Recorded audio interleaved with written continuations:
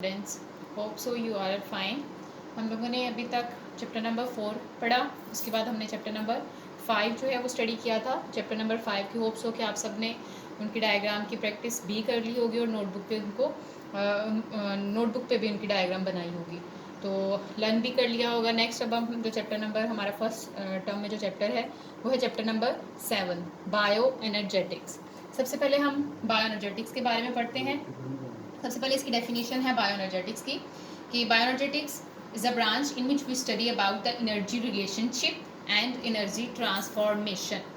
सबसे पहले तो मैं आपको इसको थोड़ा सा बैकग्राउंड बताती हूँ। अगर हम इस वर्ड को ब्रेक करके देखें तो दो तरह से, एकदम बायो मीन्स लाइफ, या हम इनको लिविंग थिंग्स भी कहते हैं, and energetics is related to energy. ये टर्म जो है वो हम एनर्जी के साथ जो है वो रिलेट करते हैं, बायो एनर्जेटिक्स। अब ये किस तरह से रिलेट करते हैं? जितने भी लिविंग ऑर्गेनिजम्स होते हैं वो सारे के सारे सेल से मिलकर बनते हैं, ये बात हम लोग पढ़ चुके हैं। अब जब सेल्स के अंदर जो मिलके बनते हैं तो इनमें क्या होता है कि इनमें बहुत सारे फंक्शंस परफॉर्म हो रहे होते हैं, क्योंकि सेल ने जब सर्वाइव करना होता है, ये जो लिविंग ऑर्गेनिज्म सर्वाइव करते हैं तो उनको सर्वाइव करने के लिए बहुत सारे केमिकल रिएक्शंस परफॉर्म करना पड़ते हैं, या आप ये कह सकते हैं कि बहुत सारी एक्टिविटीज़ परफॉर्म करना पड़ती हैं। अब वो एक्टिविटीज़ जो परफॉर्म उनको करना पड़ रही होती है, उनके लिए उनको ज़रूरत होती है एनर्जी की। एनर्जी क्या है? It is the ability to do work. किसी भी काम करने की जो एबिलिटी होती है उसे हम कहते हैं एनर्जी। अब ये एनर्जी जो है लिविंग ऑर्गेनिजम्स के लिए बहुत ज़रूरी होती है, क्योंकि इनके सेल्स के जितने भी मेटाबॉलिज्म हो रहे होते हैं उसके लिए ये एनर्जी चाहिए होती है। अब अगर हम इसकी जो ब्रांच है उसको स्टडी करें तो it is the study of energy relationship, कि इसमें हम क्या देखते हैं, एनर्जी का लिविंग ऑर्गेनिजम्स के साथ क्या रिलेशनशिप है, कहाँ कहाँ इस्तेमाल होती है और कौन कौन से फंक्शंस के अंदर जो है एनर्जी इस्तेमाल की जाती है। बल्कि आप सिंपली कह सकते हो कि हर फंक्शन के लिए सेल को परफॉर्म करने के लिए एनर्जी की ज़रूरत होती है, मोस्टली जो फंक्शंस होते हैं इसके।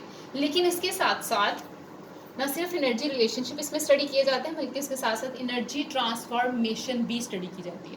अब एनर्जी ट्रांसफॉर्मेशन का मतलब होता है एनर्जी कन्वर्जन भी, इसको सिंपल वर्ड्स में इसको कन्वर्जन भी कहा जाता है। कन्वर्जन का मतलब होता है कि इसमें एनर्जी को कन्वर्ट किया जाता है। अब एनर्जी को कन्वर्ट करने की ज़रूरत क्यों पड़ती है?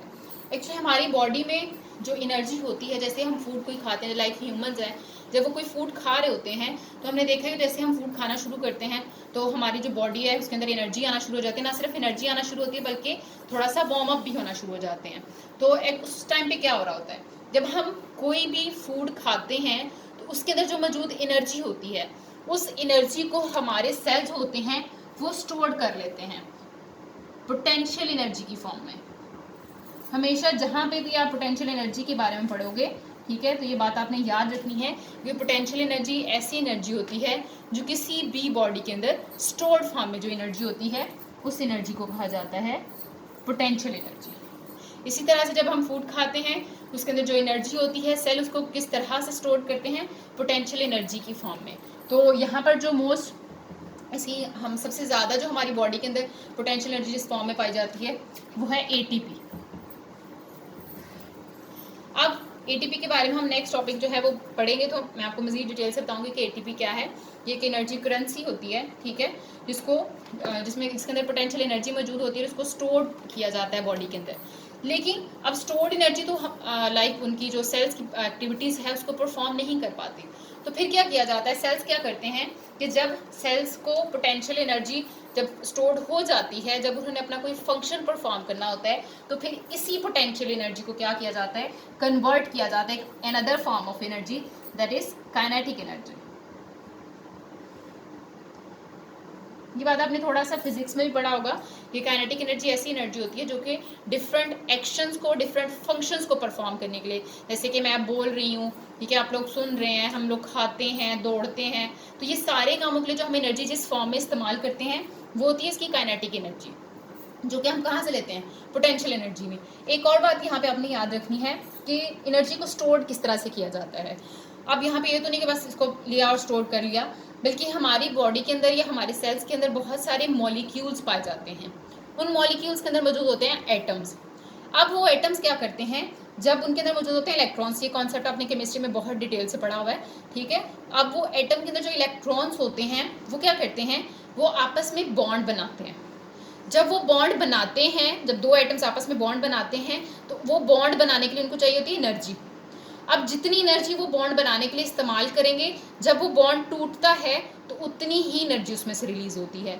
तो यहाँ पर भी बिल्कुल ऐसे ही होता है कि जब हम जो हमारी फूड है उसमें से जब एनर्जी ली जाती है, उसको स्टोर किया जाता है, तो उसको स्टोर किया जाता है बॉन्ड बनाने के लिए। फिर जब वो बॉन्ड बन जाते हैं, वो सारी की सारी एनर्जी स्टोर्ड हो जाती है एटीपी की फॉर्म में। फिर जब हमें हमारे सेल्स को या हमें जब वो एनर्जी दोबारा से चाहिए होती है डिफरेंट फंक्शंस को परफॉर्म करने के लिए, तो फिर क्या किया जाता है, उनके बॉन्ड्स को ब्रेक कर दिया जाता है, तोड़ दिया जाता है। तो तोड़ने के बाद जो हमारे पास सेकेंड फॉर्म आती है एनर्जी की, वो है काइनेटिक एनर्जी। तो ये काइनेटिक एनर्जी जो है, इसको डिफरेंट फंक्शंस परफॉर्म करने के लिए इस्तेमाल कर लिया जाता है।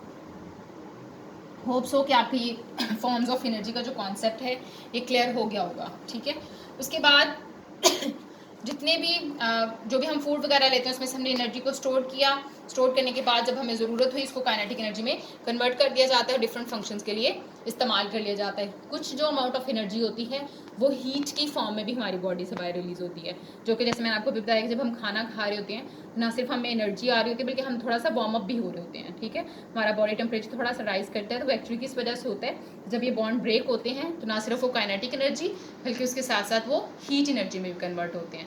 नेक्स्ट जो टॉपिक है उसके अंदर हम मजीद ये बॉन्ड ब्रेकेज जो है इसके बारे में पढ़ेंगे। ये बेटा आपका नेक्स्ट टॉपिक है